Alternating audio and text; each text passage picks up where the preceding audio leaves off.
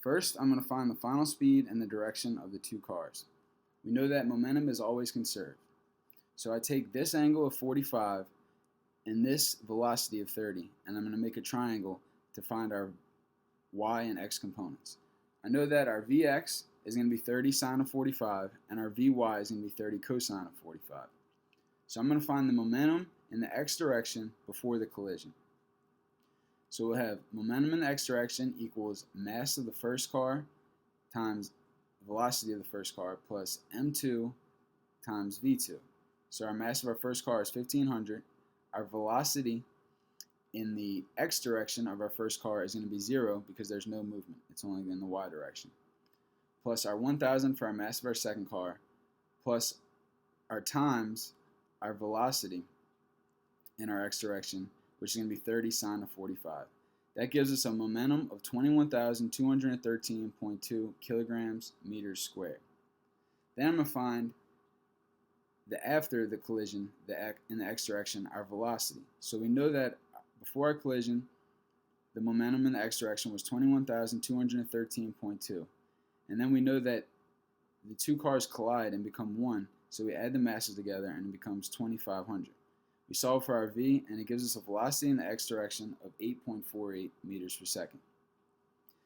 Then we're going to use to find the momentum in the y direction before the collision. We use py equals m1 times v1 plus m2 times v2. We know that our mass in our first car is 1500, our velocity in our first car is 20, and our mass of our second car is going to be 1000, and our velocity in the y direction of our second car is going to be 30 cosine of 45. That'll give us a momentum of 51,213.2 kilograms meters squared. Then I'm going to find, after the collision, the velocity in the y direction. So we know that our momentum in our y direction is going to be 51,213.2, and we're going to add the masses together because they become one after the collision. It's going to be 2,500. We solve for our v, and our velocity in our y direction is going to be 20.48 meters per second. We're going to use the two components of the x and the y to make another triangle to figure out our final speed. So we have in our y direction, we have the 20.48, and then in our x direction, we have the 8.48. To find the final speed after the cars collide, we'll use the Pythagorean theorem, and we'll get a final speed of 22.16 meters per second. Then we want to find the direction of the two cars after they hit, which direction they go in. So we use sine of theta equals 8.48 divided by 22.16, which is right here. Then we have a direction of 22.5 degrees east of north. That'll be the direction the cars go in after they collide. Next, we're going to find the decrease in kinetic energy that is lost after the crash. So I'm going to use kinetic energy initial minus kinetic energy final, and that'll give us our kinetic energy loss.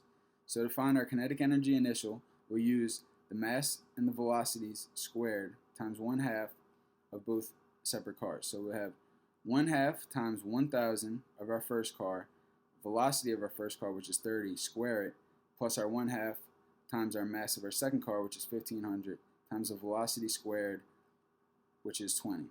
So we have kinetic energy initial equals 750,000 joules initially, and then final will be after the collision, which will make our mass 2500 and our velocity to be 22.16, which we just figured out. Square that, multiply it by 1/2, and we get kinetic energy final equals 613,832 joules.